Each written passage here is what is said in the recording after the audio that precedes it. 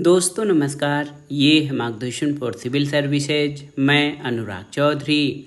दोस्तों एनसीईआरटी भूगोल के अंतर्गत आज की वीडियो में आप पढ़ेंगे 12वीं कक्षा के एनसीईआरटी भूगोल मानव भूगोल के मूल सिद्धांत का अध्याय 2 विश्व जनसंख्या वितरण घनत्व और वृद्धि।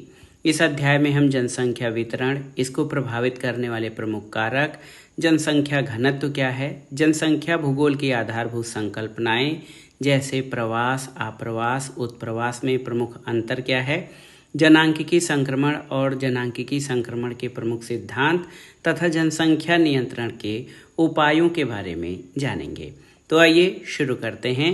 एनसीईआरटी भूगोल के अंतर्गत 12वीं कक्षा के एनसीईआरटी भूगोल मानव भूगोल के मूल सिद्धांत का अध्याय 2 विश्व जनसंख्या वितरण घनत्व और वृद्धि।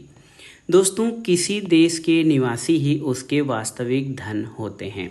निवासियों को वहाँ की जीवित संपदा या वास्तविक धन माना जाता है। तो किसी देश के निवासी उसके वास्तविक धन होते हैं और जो देश बनता है वो प्रदेश और वहाँ पे रहने वाली जनसंख्या से मिलकर बनता है। और यही लोग वास्तविक संसाधन यानी रिसोर्सेज होते हैं जो देश के अन्य संसाधनों का उपयोग करते हैं, उनकी नीतियां निर्धारित करते हैं। इसलिए एक देश की पहचान उसके लोगों से ही होती है। ये जानना जरूरी है कि किसी देश में कितनी स्त्रियां और पुरुष हैं, प्रतिवर्ष कितने बच्चे जन्म लेते हैं, कितने लोगों की मृत्यु होती है और कैसे, क्या वे नगरों में रहते हैं अथवा गाँवों में, क्या वे पढ़ और लिख सकते हैं तथा वे क्या काम करते हैं। यही वे तथ्य हैं जिनके बारे में हम आज इस अध्याय में पढ़ेंगे। और आप जान लीजिए कि 21वीं शताब्दी के प्रारंभ में विश्व की जनसंख्या 600 करोड़ से अधिक दर्ज की गई और यहाँ हम जनसंख्या के वितरण और घनत्व के प्रारूपों के बारे में भी चर्चा करेंगे। यहाँ पर देखिए, एक प्रश्न पूछा गया है कि लोग कुछ निश्चित प्रदेशों में क्यों रहना चाहते हैं और अन्य प्रदेशों में क्यों नहीं। तो दोस्तों, किसी विशेष समय में किसी प्रदेश में जनसंख्या का वितरण, उसका घनत्व प्राकृतिक दशाओं के अतिरिक्त वहाँ के सामाजिक, आर्थिक, राजनीतिक, ऐतिहासिक और जनांकिकी कारणों का परिणाम होता है, यानी इसका प्रभाव पड़ता है। पृथ्वी पर जनसंख्या के वर्तमान वितरण को हम इसी आधार पर समझ सकते हैं। जहाँ जनसंख्या के निवास की अनुकूल परिस्थितियाँ हैं वहाँ विश्व के बसे हुए क्षेत्र मिलते हैं और जिन प्रदेशों में मानवीय बसाव की प्रतिकूल दशाएं हैं यानी रहने की दशा अच्छी नहीं है, वहाँ पर जनसंख्या घनत्व बहुत कम पाया जाता है। तो इसी आधार पर हम जनसंख्या वितरण और घनत्व को भी देखते हैं। और ये देखिए, बहुत ही महत्वपूर्ण तथ्य है कि विश्व की जनसंख्या असमान रूप से वितरित है। एशिया की जनसंख्या के संबंध में जॉर्ज बी क्रेसी की टिप्पणी है कि एशिया में बहुत अधिक स्थानों पर कम लोग और कम स्थानों पर बहुत अधिक लोग रहते हैं और दुनिया के विश्व जनसंख्या वितरण प्रारूप के संबंध में ये सही भी है। दोस्तों, दुनिया में जो अधिक या बसे हुए क्षेत्र हैं उसमें पूर्वी एशिया, दक्षिणी एशिया, यूरोप और पूर्वी एंग्लो अमेरिका हैं और ये क्षेत्र ज़्यादा बसे हुए हैं, लेकिन यहाँ भी जनसंख्या वितरण में असमानता पाई जाती है। आप यहाँ देख सकते हैं कि विश्व में जनसंख्या वितरण के प्रारूप या पैटर्न क्या हैं। तो जनसंख्या के वितरण और घनत्व के प्रारूप में हमें किसी क्षेत्र की जनांगिकी यानी डेमोग्राफिकल विशेषताओं को समझने में मदद करते हैं। जनसंख्या वितरण क्या होता है?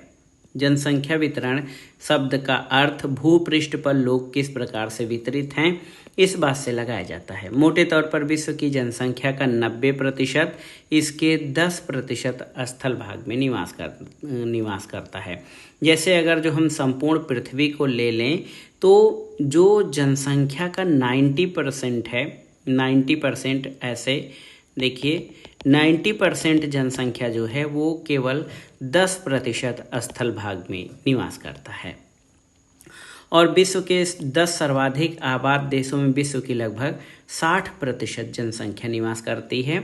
इन 10 देशों में से 6 एशिया में हैं और एशिया के इन 6 देशों को आपको पहचानना है। एशिया महाद्वीप में चीन है, चीन आप देखिए, उसके बाद भारत है, इसके बाद संयुक्त राज्य अमेरिका, फिर Indonesia, Brazil, Pakistan, Nigeria, Bangladesh, रूस और मैक्सिको हैं। तो इसमें आप देखिए चीन, भारत, इंडोनेशिया, पाकिस्तान, बांग्लादेश, ये जो हैं ये एशिया महाद्वीप के देश हैं। और यहाँ पर जनसंख्या देखिए किस तरह से ये जनसंख्या करोड़ में दर्शाई गई है। तो ये अधिक जनसंख्या वाले देश हैं। एक विचारक हैं, साहित्यकार हैं राल्फ वाल्डो इमर्सन। इन्होंने कहा है कि स्वर्ण से नहीं वरन केवल स्त्रियों और पुरुषों से एक राष्ट्र मजबूत और महान बनता है। यानी किसी भी देश में रहने वाले लोग ही वहाँ के महत्वपूर्ण संसाधन होते हैं। सत्य और सम्मान की खातिर जो डटे रहते हैं और जो कष्ट झेलते हैं, जो परिश्रम करते हैं जब अन्य निद्रामग्न होते हैं, जो साहस दिखाते हैं जब अन्य भाग खड़े होते हैं, वही लोग राष्ट्र के स्तंभों की गहरी नींव डालते हैं और आकाश तक उसे ऊंचा उठाते हैं। तो ये राल्फ वाल्डो इमर्सन का महत्वपूर्ण कथन है। अब आइए जानते हैं जनसंख्या घनत्व के बारे में। बहुत ही महत्वपूर्ण है डेंसिटी ऑफ पॉपुलेशन या जनसंख्या घनत्व। जनसंख्या घनत्व क्या है दोस्तों? आसानी से अगर जो आप समझेंगे तो भूमि की प्रत्येक इकाई में उस पर रह रहे लोगों के पोषण की सीमित क्षमता होती है। इसलिए लोगों की संख्या और भूमि के आकार के बीच अनुपात को समझना जरूरी है।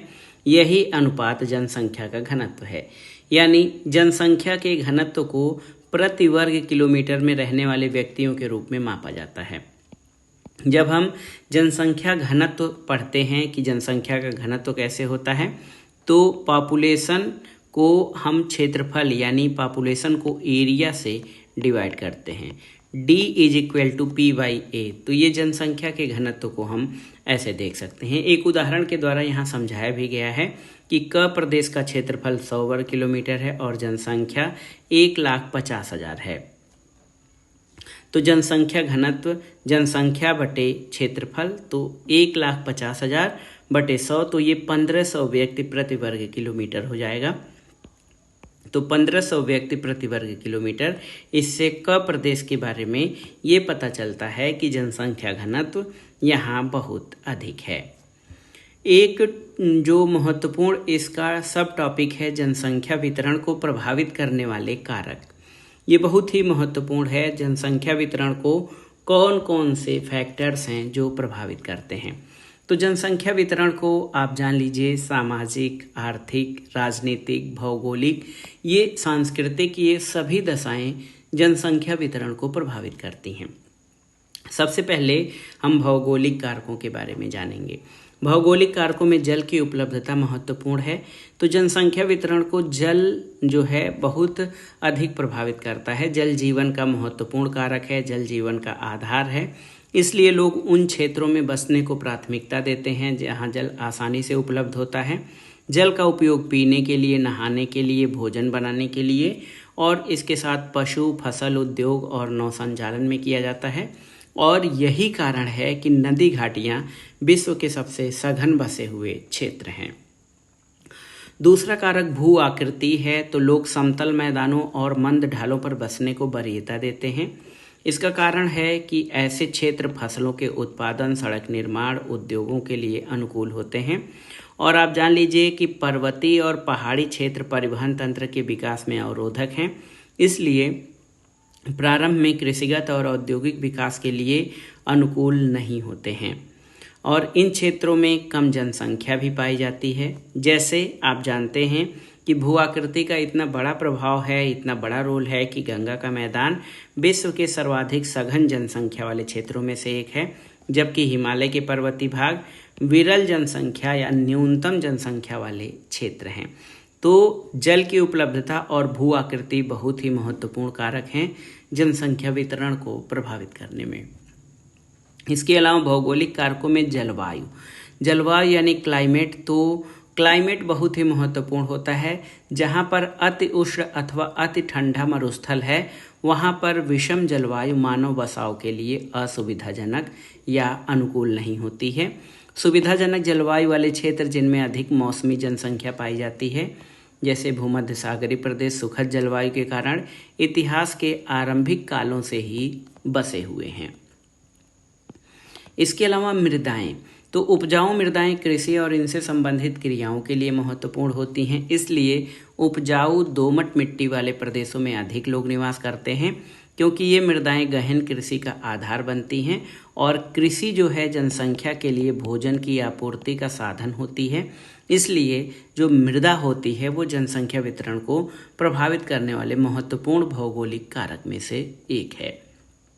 और यहाँ पर आपसे एक प्रश्न पूछा जा रहा है कि आप भारत में उन क्षेत्रों के नाम बता सकते हैं जहाँ कम उपजाऊ मृदा के कारण विरल जनसंख्या पाई जाती है।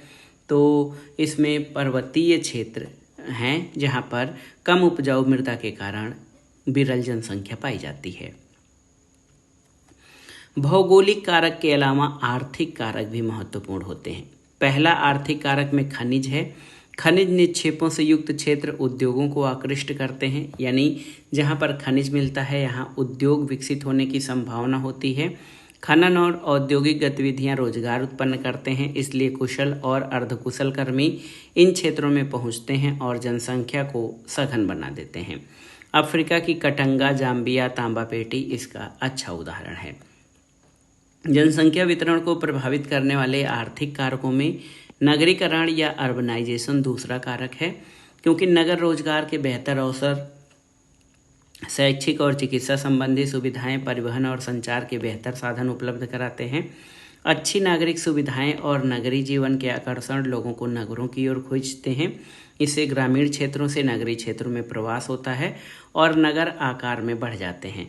विश्व के जो सबसे बड़े नगर या विराट नगर प्रतिवर्ष बड़ी संख्या में प्रवासियों को निरंतर आकर्षित भी करते रहते हैं। लेकिन यहाँ पर एक टिप्पणी है, फिर भी नगरीय जीवन अत्यंत कष्टकारक हो सकता है। नगरीय जीवन के कुछ कष्टदायक पक्षों को सोचिए तो जनसंख्या का अधिक घनत्व जो है संसाधनों पर लोड बढ़ाता है। इसके अलावा जाम की समस्या, जल निकासी की समस्या, स्वच्छ और बेहतर पर्यावरण की समस्या, ये सभी नगरीय जीवन की कुछ कष्टकारक जो हैं चीज़ें हैं। देखिए, औद्योगिकरण भी एक महत्वपूर्ण कारक है आर्थिक कारकों में। औद्योगिक पेटियाँ जो होती हैं जहाँ पर उद्योग विकसित होते हैं, ये लोगों को रोजगार के अवसर उपलब्ध कराती हैं, बड़ी संख्या में लोगों को आकर्षित करती हैं। इसमें केवल कारखानों के श्रमिक ही नहीं होते, बल्कि परिवहन, परिचालक, दुकानदार, बैंककर्मी, डॉक्टर, अध्यापक और अन्य सेवाएं उपलब्ध कराने वाले लोग भी होते हैं। जापान का कोबे ओसाका प्रदेश अनेक उद्योगों की उपस्थिति के कारण सघन रूप से बसा हुआ है। तो जनसंख्या वितरण को प्रभावित करने वाले हमने भौगोलिक और आर्थिक कारकों के बारे में जान लिया। अब आइए सामाजिक और सांस्कृतिक कारकों को देखते हैं। तो कुछ स्थान धार्मिक अथवा सांस्कृतिक महत्व के कारण अधिक लोगों को आकर्षित करते हैं। ठीक इसी प्रकार लोग उन क्षेत्रों को छोड़कर चले जाते हैं जहां सामाजिक और राजनीतिक अशांति होती है। कई बार सरकारें लोगों को विरल जनसंख्या वाले क्षेत्रों में बसने अथवा भीड़ भाड़ वाले स्थानों से चले जाने के लिए प्रोत्साहन देती हैं और ऐसा हर जगह होता है। अब आइए जनसंख्या वृद्धि के बारे में जानते हैं कि जनसंख्या वृद्धि क्या है। दोस्तों, जनसंख्या वृद्धि, देखिए, जनसंख्या वृद्धि अथवा जनसंख्या परिवर्तन किसी क्षेत्र में समय की किसी निश्चित अवधि के दौरान बसे हुए लोगों की संख्या में परिवर्तन या वृद्धि से होता है। ये परिवर्तन धनात्मक भी हो सकता है, ऋणात्मक भी हो सकता है। इसे निरपेक्ष संख्या अथवा प्रतिशत के रूप में भी व्यक्त किया जा सकता है। और जनसंख्या परिवर्तन किसी क्षेत्र की आर्थिक प्रगति, सामाजिक उत्थान, ऐतिहासिक और सांस्कृतिक पृष्ठभूमि का भी महत्वपूर्ण सूचक होता है। आप जान लीजिए दोस्तों, जनसंख्या भूगोल की कुछ आधारभूत संकल्पनाओं को हम यहाँ पर जानने का प्रयास करेंगे। जब हम जनसंख्या चैप्टर पढ़ते हैं तो ये बहुत ही महत्वपूर्ण होते हैं। सबसे पहले जनसंख्या भूगोल में एक शब्दावली आती है, जनसंख्या की वृद्धि।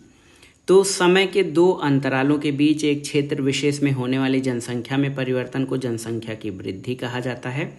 उदाहरण के लिए यदि हम भारत की 2001 की जनसंख्या 102.70 करोड़ को 2011 की जनसंख्या 121.02 करोड़ से घटाएं, तब हमें जनसंख्या की वृद्धि 18.15 करोड़ की वास्तविक संख्या का पता चलेगा। यानी अगर इस आंकड़े को देखें तो भारत में 2001 से 2011 में जनसंख्या में 18.15 करोड़ की वृद्धि हुई। अब जनसंख्या की वृद्धि दर किसे कहते हैं, यानी ग्रोथ रेट ऑफ पॉपुलेशन। तो जनसंख्या में परिवर्तन है जो प्रतिशत में व्यक्त किया जाता है। एक टर्म आता है जनसंख्या की प्राकृतिक वृद्धि। तो किसी क्षेत्र विशेष में 2 समय अंतरालों में जन्म और मृत्यु के अंतर से बढ़ने वाली जनसंख्या को उस क्षेत्र की प्राकृतिक वृद्धि कहते हैं। प्राकृतिक वृद्धि बराबर जन्म माइनस मृत्यु होता है। एक और टर्म आता है जनसंख्या की वास्तविक वृद्धि। जैसे जनसंख्या की प्राकृतिक वृद्धि वैसे वास्तविक वृद्धि। ये वृद्धि तब होती है जब वास्तविक वृद्धि जन्म मृत्यु प्लस जो है अप्रवास, जन्म माइनस मृत्यु प्लस अप्रवास माइनस उत्प्रवास। और जनसंख्या की धनात्मक वृद्धि ये तब होती है जब 2 समय अंतरालों के बीच जन्म दर मृत्यु दर से अधिक हो, या जब अन्य देशों से लोग अस्थायी रूप से उस देश में प्रवास कर जाएं, तब जनसंख्या की धनात्मक वृद्धि होती है। ऋणात्मक वृद्धि कब होगी तो आप समझ सकते हैं, यदि 2 समय अंतराल के बीच जनसंख्या कम हो जाए तो उसे जनसंख्या की ऋणात्मक वृद्धि कहते हैं, निगेटिव ग्रोथ। और ये तब होती है जब जन्म दर मृत्यु दर से कम हो जाए या अथवा लोग अन्य देशों में प्रवास कर जाएं, ऐसे समय में जनसंख्या में ऋणात्मक वृद्धि होती है। अब आइए जानते हैं जनसंख्या परिवर्तन के घटक।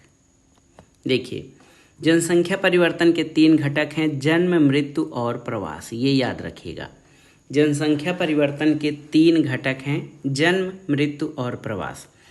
अशोधित जन्म दर को प्रति 1000 स्त्रियों द्वारा जन्म दिए गए जीवित बच्चों के रूप में व्यक्त किया जाता है। अशोधित जन्म दर किसी वर्ष विशेष में जीवित जन्म बटे किसी क्षेत्र विशेष में वर्ष के मध्य जनसंख्या गुणे 1000, इस फार्मूले से निकालते हैं। ये तो जन्म दर के बारे में था। मृत्यु दर जनसंख्या परिवर्तन में सक्रिय भूमिका निभाती है। जनसंख्या वृद्धि केवल बढ़ती हुई जन्म दर से नहीं होती बल्कि घटती हुई मृत्यु दर से भी होती है। अशोधित मृत्यु दर किसी क्षेत्र में मृत्यु दर को मापने की सरल विधि है। अशोधित मृत्यु दर को किसी क्षेत्र विशेष में किसी वर्ष के दौरान प्रति 1000 जनसंख्या के पीछे मृतकों की संख्या के रूप में व्यक्त किया जाता है। अशोधित मृत्यु दर किसी वर्ष विशेष में मृतकों की संख्या बटे उस वर्ष के मध्य में अनुमानित जनसंख्या गुणे 1000 से इसका प्रतिशत निकाला जा सकता है। और मोटे तौर पर मृत्यु दर किसी क्षेत्र की जनांकिकी संरचना, सामाजिक उन्नति और आर्थिक विकास के स्तर द्वारा प्रभावित होती है। अब आइए प्रवास के बारे में जानते हैं। प्रवास, आप्रवास और उत्प्रवास क्या है। तो प्रवास, दोस्तों प्रवास बहुत ही महत्वपूर्ण है। आप जान लीजिए कि जन्म और मृत्यु के अतिरिक्त एक और घटक होता है, आप जान लीजिए इसको प्रवास कहते हैं, जिससे जनसंख्या पर प्रभाव पड़ता है। जब लोग एक स्थान से दूसरे स्थान पर जाते हैं तो वो स्थान जहाँ से लोग गमन करते हैं वो उद्गम स्थान कहलाता है, और जिस स्थान पर जाते हैं वो गंतव्य स्थान कहलाता है। उद्गम स्थान जनसंख्या में कमी को दर्शाता है, यानी जब किसी जगह से लोग चले जाएंगे, जो उद्गम होता है, जब वहाँ से लोग प्रवास कर जाते हैं तो जनसंख्या में कमी, जबकि गंतव्य स्थान जहाँ पर जाते हैं वहाँ जनसंख्या बढ़ जाती है। तो प्रवास को मनुष्य और संसाधन के बीच बेहतर संतुलन प्राप्त करने की दिशा में एक स्वतः स्फूर्त प्रयास के रूप में जाना जाता है। प्रवास अस्थायी, अस्थायी अथवा मौसमी हो सकता है। ये गांव से गांव, गांव से नगर, नगर से नगर तथा नगर से गांव की ओर हो सकता है। ये समय, काल और परिस्थितियों के अनुसार होता है। एक और यहाँ पर पूछा गया है कि क्या आप महसूस करते हैं कि एक ही व्यक्ति दोनों, एक अप्रवासी और एक उत्प्रवासी हो सकता है। तो यहाँ पर देखिए अप्रवास, प्रवासी जो किसी नए स्थान पर जाते हैं अप्रवासी कहलाते हैं। उत्प्रवास, प्रवासी जो एक स्थान से बाहर चले जाते हैं वो उत्प्रवासी कहलाते हैं। तो लोग किन कारणों से प्रवास करते हैं, तो कई कारण इसके होते हैं प्रवास करने के। तो आप जानिए, लोग बेहतर आर्थिक और सामाजिक जीवन के लिए प्रवास करते हैं। प्रवास को प्रभावित करने वाले कई कारक होते हैं, जैसे प्रतिकर्ष कारक, बेरोजगारी, रहन सहन की निम्न दशाएं, राजनीतिक उपद्रव, प्रतिकूल जलवायु, प्राकृतिक विपदा, महामारी और सामाजिक आर्थिक पिछड़ापन, ये कारण उद्गम स्थान को कम आकर्षित बनाते हैं। दूसरा अपकर्ष कारक है तो काम के बेहतर अवसर और रहन सहन की अच्छी दशाएं, शांति और स्थायित्व, जीवन और संपत्ति की सुरक्षा तथा अनुकूल जलवायु जैसे कारक गंतव्य स्थल को उद्गम की अपेक्षा अधिक आकर्षक बनाते हैं। तो यहाँ पर बहुत ही महत्वपूर्ण कारक है कि बेहतर आर्थिक और सामाजिक जीवन के लिए लोग प्रवास करते हैं। यहाँ पर कुछ आपको यहाँ पर तथ्य दिया गया है कि विगत 500 वर्षों में मानव जनसंख्या 10 गुना से अधिक बढ़ी है। अकेले 20वीं शताब्दी में जनसंख्या 4 गुना बढ़ी है और प्रतिवर्ष लगभग 8 करोड़ लोग पहले की जनसंख्या में जुड़ जाते हैं। अब आइए देखते हैं जनांकिकी संक्रमण। जनांकिकी संक्रमण क्या है? जनांकिकी संक्रमण सिद्धांत का उपयोग किसी क्षेत्र की जनसंख्या के वर्णन और भविष्य की जनसंख्या के पूर्वानुमान के लिए किया जाता है। ये सिद्धांत या जनांकिकी संक्रमण का सिद्धांत हमें बताता है कि जैसे ही समाज ग्रामीण, खेतीहर और अशिक्षित अवस्था से उन्नत करके नगरीय, औद्योगिक और साक्षर बनता है तो किसी प्रदेश की जनसंख्या उच्च जन्म दर और उच्च मृत्यु दर से निम्न जन्म और निम्न मृत्यु दर में परिवर्तित होती है। और ये परिवर्तन अवस्थाओं में होते हैं जिनको सामूहिक रूप से जनांकिकी चक्र या डेमोग्राफिक साइकिल कहा जाता है। जब कोई भी समाज उन्नत होता है तो ग्रामीण खेतीहर समाज से नगरीय औद्योगिक समाज में परिवर्तित होता है। यहाँ पर ये चित्र जनांकिकी संक्रमण के जो है चरणों को दर्शा रहा है। जनांकिकी संक्रमण के चरण, तो जनांकिकीय जो जन्म और मृत्यु दर वाली पहली अवस्था क्या होती है? पहली अवस्था उच्च स्थिर चरण होता है जिसमें उच्च जन्म दर और उच्च मृत्यु दर पाई जाती है। पहली अवस्था जो है ये उच्च जन्म दर, हाई बर्थ रेट और हाई मृत्यु दर दोनों होती है। इसमें देखिए बांग्लादेश के वर्षा वनों के आदिवासी, इसमें उच्च जन्म दर और उच्च मृत्यु दर पाई जाती है। उच्च जन्म दर, तो इस जन्म दर में क्या है कि यहाँ पर जन्म दर ऊंची होती है लेकिन मृत्यु दर भी ऊंची होती है। महामारी, खराब स्वास्थ्य सेवा और भूखमरी, अनिश्चित भोजन आपूर्ति जैसे कारकों के कारण यहाँ पर मृत्यु दर भी उच्च होती है। द्वितीय अवस्था, तो द्वितीय अवस्था में घटती मृत्यु दर और तीव्र जनसंख्या वृद्धि है। जन्म दर जो है, मृत्यु दर घटती है और तीव्र जनसंख्या वृद्धि होती है। आप जान लीजिए इसमें स्वास्थ्य सेवा, चिकित्सा, स्वच्छता और खाद्य उत्पादन में सुधार होता है। उच्च जन्म दर बनी रहती है और जनसंख्या में तीव्र वृद्धि होती है। जो विकासशील देश हैं वो इसके अंतर्गत आते हैं। और तीसरी अवस्था कौन सी है? ये कम होती जन्म दर और स्थिर जनसंख्या होती है, जिसमें क्या स्थिति होती है कि इसमें जन्म और मृत्यु दर दोनों में कमी आती है। कनाडा, जापान और अमेरिका तृतीय अवस्था के अंतर्गत जो हैं आते हैं।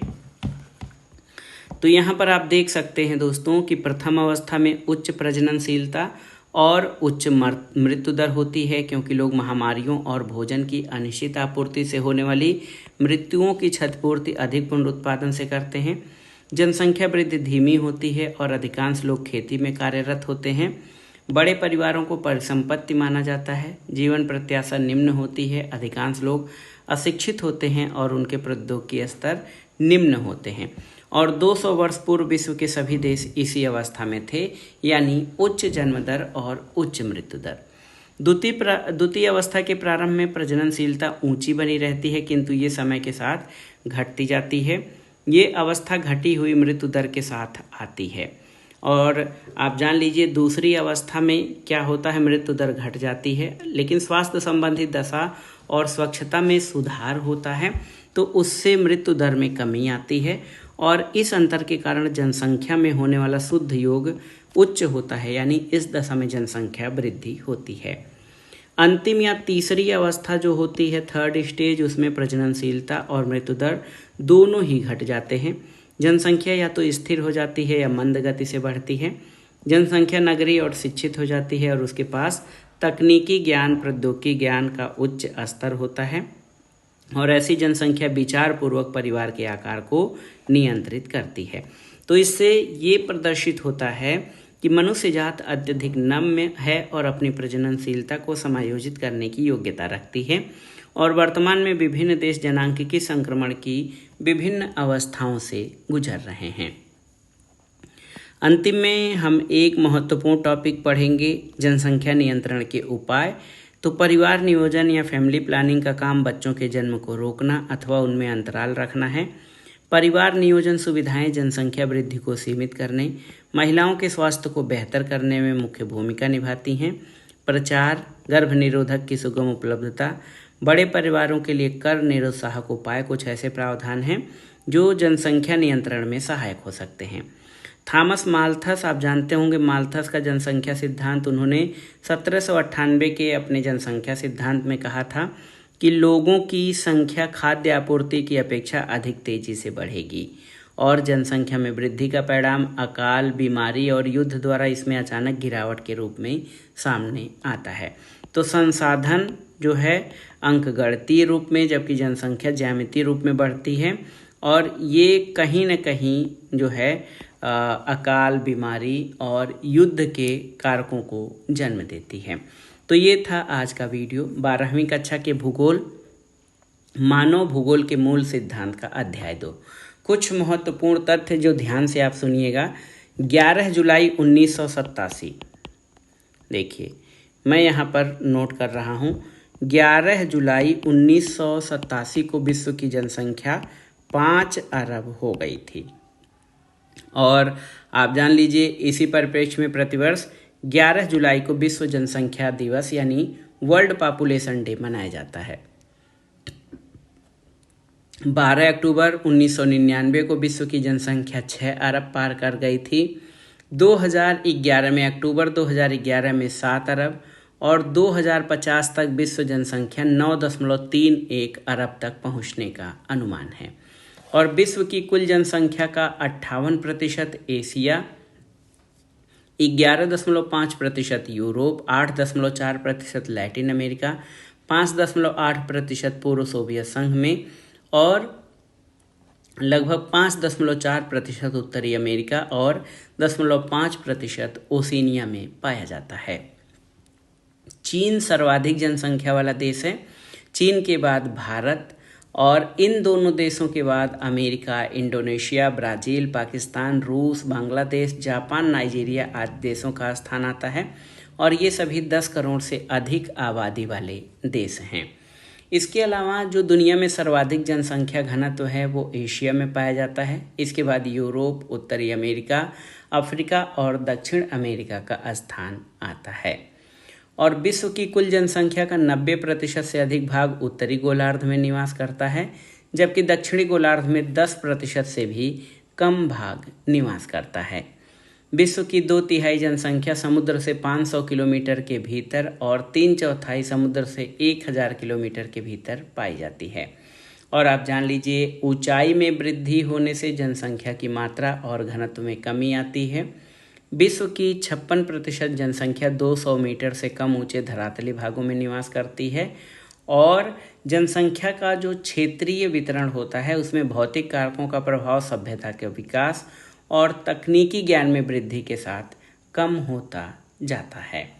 तो दोस्तों ये था आज का वीडियो, NCERT 12वीं कक्षा के भूगोल, मानव भूगोल के मूल सिद्धांत का अध्याय 2, विश्व जनसंख्या वितरण, घनत्व और वृद्धि।